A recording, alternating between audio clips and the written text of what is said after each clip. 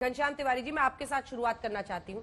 BJP जो pitch कर रही है पश्चिमी उत्तर प्रदेश में, चाहे जाट नेताओं के साथ मुलाकात या फिर आज मथुरा में बांके बिहारी के दर्शन के साथ, आपको लगता है कि जिस सेंधमारी के फिराक में वो है वो मुमकिन हो पाएगा? उन्होंने अपनी बात स्पष्ट की।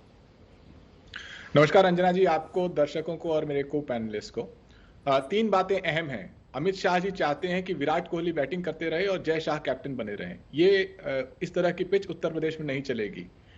उत्तर प्रदेश में जिस तरीके से युवाओं का लाठीचार्ज हुआ है, ये आज का एक अखबार है, ये कहता है कि जिन युवाओं का लाठीचार्ज किया गया, 30%, 1 करोड़ में से 30% युवा यूपी और बिहार के थे, जिसमें से लगभग 7 लाख जो युवा थे, 15 लाख युवा जिन लोगों ने अप्लाई किया था वो बिहार के थे और 22 लाख युवा उत्तर प्रदेश के थे।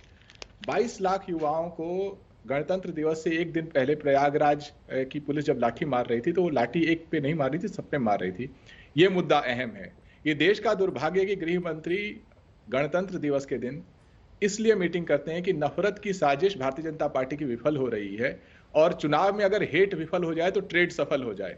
जहां तक प्रवेश वर्मा जी की बात मैं सुन रहा था, जिस मीटिंग में अमित शाह जी कह रहे थे कि 650 सालों से अमित शाह जी और उनकी पार्टी मुगलों से लड़ रही है। 650 साल में तो नादिर शाह आए थे, तो हो सकता है कि उनका कोई संबंध हो नादिर शाह से, लेकिन 650 सालों से भारतीय जनता पार्टी मुगलों से लड़ रही है।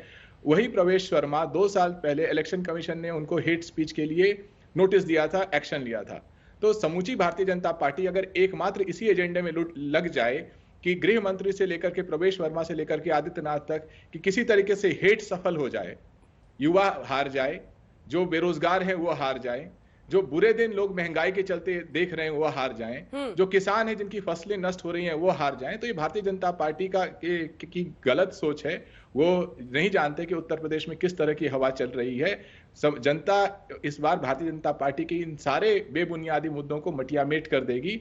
बुनियादी मुद्दे ही उत्तर प्रदेश में जीत का आधार बनेंगे। इसीलिए अमित शाह जी का ये प्रयास असफल रहेगा। ठीक है, राजेंद्र जी, अब आपकी बारी है। सर, आपने सुना उनको, वो कह रहे हैं कि आप लोग हवा ही नहीं समझ पा रहे, नफरत घोलने की जो आपकी कोशिश है वो गलत जाएगी। जवाब दीजिए। देखिए, नफरत घोलना कहना तो बड़ा आसान है। घनश्याम जी कह रहे हैं, बराबर कहते रहते हैं, इसी प्रकार की बातें हो। नफरत होती है जब सबका साथ सबका विकास का जो मंत्र है लेकर के व्यक्ति नहीं चलता है।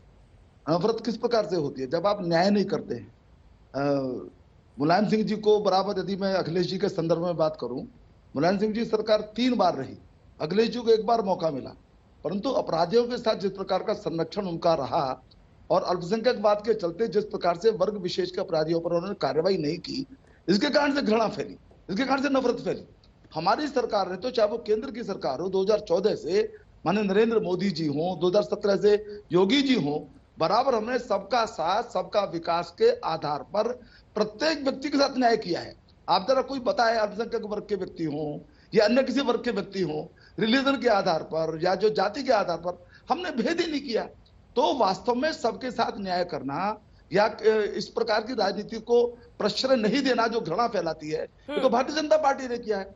बातें कोई कुछ भी कहता रहे, लेकिन जो समाजवादी पार्टी का और उसकी सरकार का जो प्रोफाइल है वो नफरत का प्रोफाइल है। वो उस प्रकार के लोगों को संरक्षण बराबर देते रहे हैं, आज भी दे रहे हैं। उनके प्रत्याशियों की सूची देखिएगा आप, उसमें निकल जाएगा ये। तो प्रोफाइल समाजवादी पार्टी का, उसकी सरकार का इस प्रकार का है जो प्रदेश के अंदर नफरत पैदा करता है। इसलिए उनको जिन्ना याद आ जाते हैं, उनको पाकिस्तान याद आ जाता है। वो कभी भी पूरे प्रदेश की बात नहीं करते और इसी कारण से समस्याएं पैदा हुई हैं।